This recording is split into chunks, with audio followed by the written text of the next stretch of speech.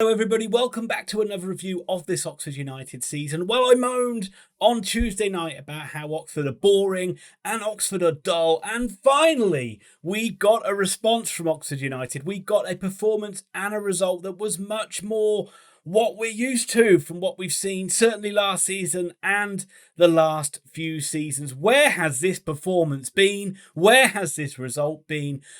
Whew, it may have been a long time coming, but I'm glad that it finally has come. Oxford got some goals. Oxford kept a clean sheet. And I'll tell you what, I don't even think Port Vale were that bad. I thought they were quite unlucky to lose this game by the scoreline they did. It's Oxford's best win of the season. It ended Oxford United 4. Port Vale 0. And while the Yellows have been on a little mini unbeaten run, it's been very gritty, a bit backs to the wall, scrambling points here and there. But this time we needed a good result at home, and we actually got that for once. Looked like it was going to be complete changes from the side that played against Shrewsbury in the week. Obviously, Kyle Joseph is going to be out for a long time with a bad injury he received in that game. There's no news on how long he's going to be out, but Javan Anderson did play. He's actually had a broken hand in that game early on, but so we thought he would be out. All the talk before the game was that he wasn't going to play, and then he was selected. So well done for him. Spoilers, he had a great game. Cameron Brannigan was suspended, so it meant there was a change in midfield. Lewis Bate came into the midfield. Marcus Brown played at the top of the diamond in midfield, with 3 in midfield, and it meant that Bodin was wide on the left, Henry was wide on the right, and Matty Taylor was up front. Port Vale have been going well in League One, and Daryl Clark made 5 changes from the side that faced Exeter and lost to Exeter in the FA Cup last week. Most notably, from Oxford United's point of view, no Jack Stevens in goal. Wasn't allowed to play against his parent club. But Vale still had Ellis Harrison up front, who's been good for them, and he's a player Oxford have looked at in the past as well, along with Massey and Butterworth up there. This wasn't going to be an easy game for Oxford United. I don't think anybody really thought it would. And actually, to be honest, I didn't know what to expect from this Oxford United performance. We've been so poor at home. Performances have just generally been so lacklustre. Invariably, we found ourselves a goal down and scrambling to get anything back from the game. So used to the side being booed off or just no atmosphere in the ground that this really was a welcome relief. And for me, the biggest difference was intent. Right from the start of the game, there was just a different energy about Oxford United, a better energy about Oxford United, and we weren't just content to just sit in this game and play our way into it and maybe keep a bit of possession and slowly creep into the game. No, Oxford kind of went for this from the start, and again, it was very refreshing to see, and it wasn't just 1 or 2 players. It seemed like the whole side just seemed to go for it. It was players just getting the ball, turning on the ball, trying to run forward, people dropping off, getting into pockets of space. It wasn't just hoofed balls up front or hoofed balls out to the wing. It seemed like there was an actual genuine plan. And it worked really well. And Oxford took the lead early on in this game. Port Vale wanted a foul. On another day, they would have got a foul. Refereeing in this league is so inconsistent. But Oxford, on this occasion, it wasn't given. Oxford got the ball forward. Marcus Brown got the ball on the edge of the box. He hit a powerful shot at Aidan Stone, who wasn't able to gather it. And it came back out to Billy Bodin, who poked in the rebound after 10 minutes. And Oxford really deserved this. They were really good in the opening 10 minutes of the game, and I'm so glad they got a goal to back up the quality of their play. So often this season it's been we do all right and then give a goal away. Wasn't the case, and actually we take the lead in a home game for once. And great for Billy Bodin. I actually thought he was playing all right until he got that red card. He was starting to get a bit of form, so it's good that he's come back into form after coming back into the side. The intent to be on the front foot was there from all the Oxford players, but Javan Anderson really did epitomise a lot of this. Every time he got the ball, he'd literally try to run forward, take people on, get down the wing as much as he could, and it was really good to see a player bringing the ball out of defence. It meant all the other players just suddenly got a bit more confidence. Obviously, they got the goal, which grew in confidence as well. You even saw Kieran Brown trying to do that down the left-hand side too.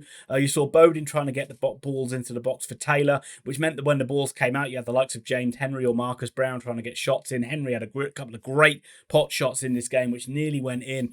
One of them, I think, hit Taylor and went wide. One of them just wide of the post. But also were good going forward, but Vale were quite good themselves, and really on another day would have found a couple of goals in this game. When Oxford went 1-0 up, Vale nearly equalised straight from a set piece and somehow missed it. And that was really a case of Port Vale this afternoon pretty good, but just didn't have their shooting boots on. And I would say the main culprit of this was Ellis Harrison, although I do think he gave Moore and Finley a tough afternoon. He really should have scored a couple of goals in this game. The first one was a really good header, but a good save by Simon Eastwood. He tipped it onto the bar, and then Oxford somehow got scrambled away. The rebound, I think Benning had a really terrible shot which went wide. But generally, Vale were, when they did pick Oxford off, they were good at getting the ball up to Massey and Harrison, who were good at holding it off. Butterworth was really good at dropping deep and finding space. There was one mazy run he did, almost like a John Barnes run, all the way through Brazil. Oxford being Brazil, of course. But he, when he got into the penalty area, Oxford just managed to smuggle the ball away from him. But then the likes of Robinson and Benning were also providing the good whip for this Vale side. And as I say, they had the lion's share of possession in this first half. And it was actually a very entertaining game. But United did get the second goal, and it was really important that we did. It was Bodin down the left-hand side who spun away. I think it was either from Forrester or from Robinson. He spun out of a challenge who tried to drag him down, and Bodin did well to stay on his feet. Got to the left-hand side, put a cross back to Brown, who shot across goal, went to Matty Taylor. Matty Taylor scores a league goal. First time this season, lots of people had written him off. He hasn't been as good as he has been in previous seasons, so let's just hope that goal does kickstart his season. Well, it already did in the second half of this game. A lot of contention about it being offside. Linesman, with all the Port Vale fans screaming for it to be offside behind him, kept his flag down, and as you can see from this image here, he was onside. So Oxford get the benefit of a linesman decision in this game. Well done, Lino. Would have been very easy to put the flag up in that situation. Oxford weathered a bit of a storm again. They found Port Vale were desperate to try and get a goal, get something to go into half-time to hang the hat on, but Oxford did well to keep it at 2-0. And then it was just like, please don't blow this for the second half. As expected, Vale did come out with the ascendancy in this second half, and they're desperately trying to get back into this game. Didn't create a lot of chances, had a lot of pressure, and I say every time from set pieces they did look quite dangerous from it without really troubling Eastwood too much. The best chance again fell to Harrison, who had a bit of a 50p head from a diving header which went wide before Oxford killed this game off really with two quick goals just after the 60-minute mark. The first one was Billy Bodin, and this is where Oxford have been really good from scoring goals from set pieces this season. I heard a stat that we were the league leaders from scoring goals from set pieces, which just defies all logic in kind of a baffling season, really. But this one was one which Vale didn't fail to clear. They had a couple of chances to do it, but it was bobbling around. Billy Bodin was able to chest the ball down, brilliantly volley the ball past Stone for his second goal of the game. Really capped off a brilliant performance from him.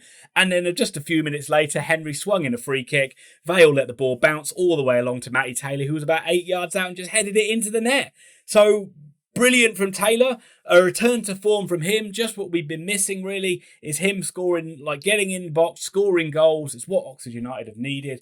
And all of a sudden, from a situation where you're kind of thinking at 2-0, if Vale get the third goal in that game, it could have been a completely nervy second half, to Oxford getting 2 goals and killing the game off. And all of a sudden, Oxford could relax. All the tricks came out from United in the second half. Marcus Brown almost tried to take himself off and dummy himself as much as he did trying to take on Port Vale players. But Oxford were full of tricks, trying to get the 5th goal, trying to put on a real show for the crowd. And a good crowd it was too. And Vale came in numbers too. And it really added up to a really good, entertaining occasion. Vale were still trying to go for the goals, but they were really broken after that 3rd and 4th goal went in, and Oxford really could have got a 5th goal. The best Taylor could have got a hat-trick. Stone made a couple of good saves first from him and again from Marcus Brown, who wasn't his day in front of goal today, but he did have a good game. And then it just became a matter of whether Oxford could get that clean sheet, and they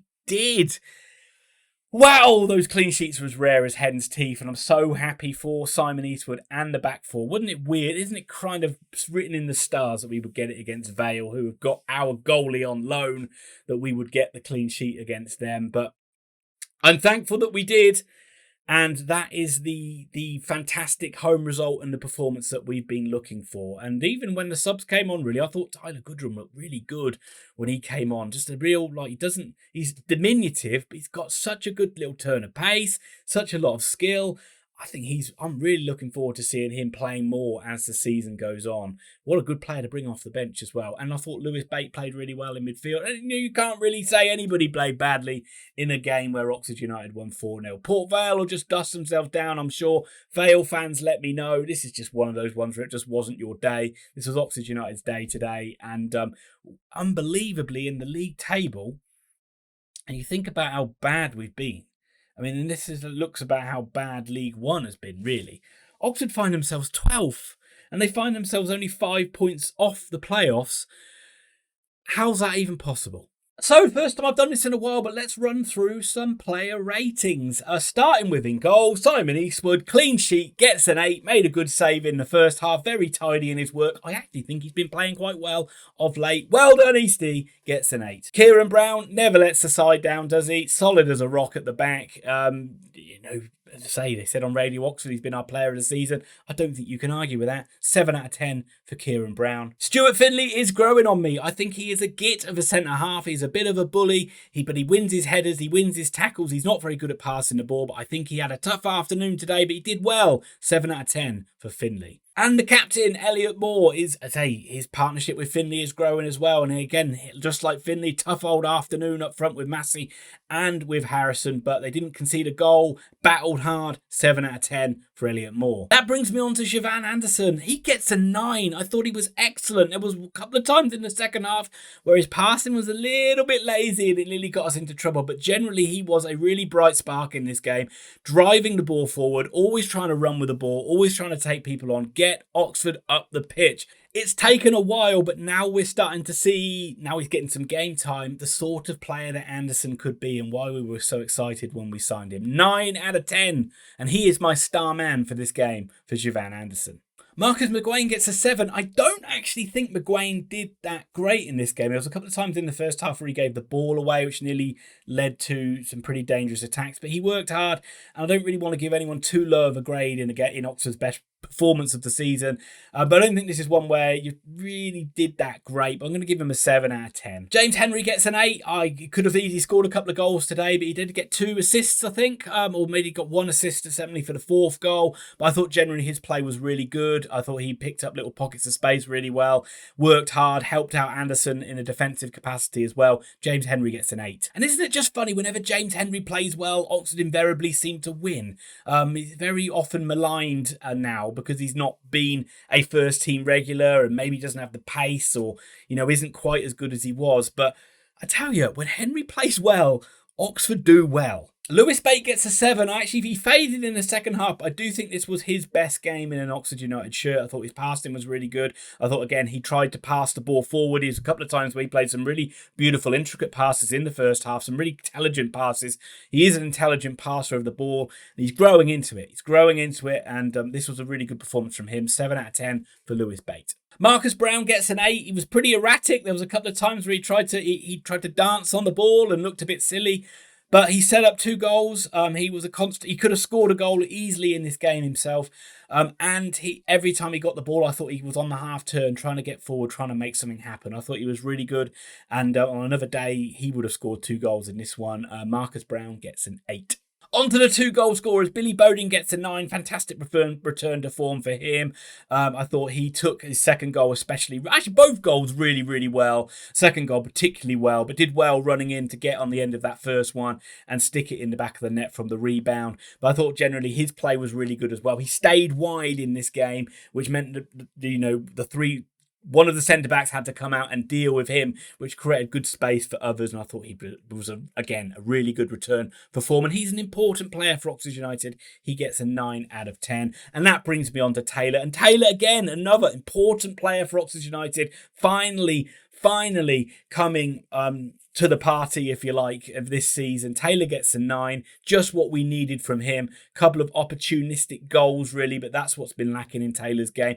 But his movement and his general play was a lot better. He seemed a lot more interested, which is a horrible thing to say, but Taylor gets a 9 out of 10 from me. I'm not going to give a grade to the subs.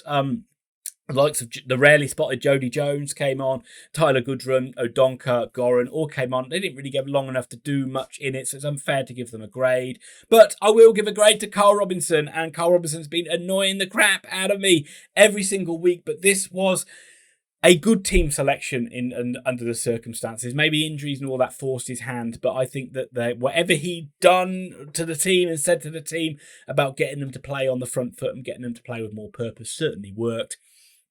And, you know, when a side wins 4-0, you can't point any blame at any of the manager. And you can say what you like tonight, Robbo. I'm not going to give you a hard time. I'm going to give Robinson a 9 out of 10. And that brings me to my final thoughts. And all of it's just going to be about what a breath of fresh air this game has been. Before this game, the games have been a chore. The games have been a struggle. And this is a lot more about what we've seen from Oxford United last season, where it was enjoyable to watch. The game was good. The style of football was good. And Oxford got the goals to back up that style of play. You can't help but be encouraged about what could be now moving forward. But Oxford have to make this a platform to move forward. We've been on a nice little unbeaten run for a while now since that Peterborough. It's only one defeat in the last handful of games, and that was a game we could have easily got something out against Peterborough, and we're starting to move up the table. It's a game next week against Forest Green. We've got a cup game midweek against Woking.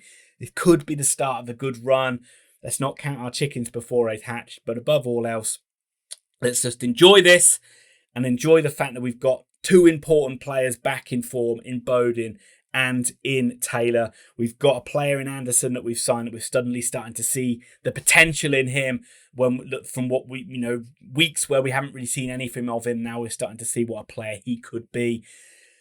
Injured players, hopefully, will be back soon, but you've got Brannigan to come back into this side as well. You've got Long to come back into this side to strengthen the squad overall. So, good stuff, good signs. Oxford fans, let me know down below. You've got to be excited by this result. You've got to be encouraged by this result and about what we can build on. Port Vale fans, let me know as well. Tough old game for you today. Again, it could have been different if you took your chances. Oxford have been on the other end of those sort of results, so I know how you feel in that regard. Let me know what you thought. No doubt you'll be thinking the referee just wasn't on your side as well today.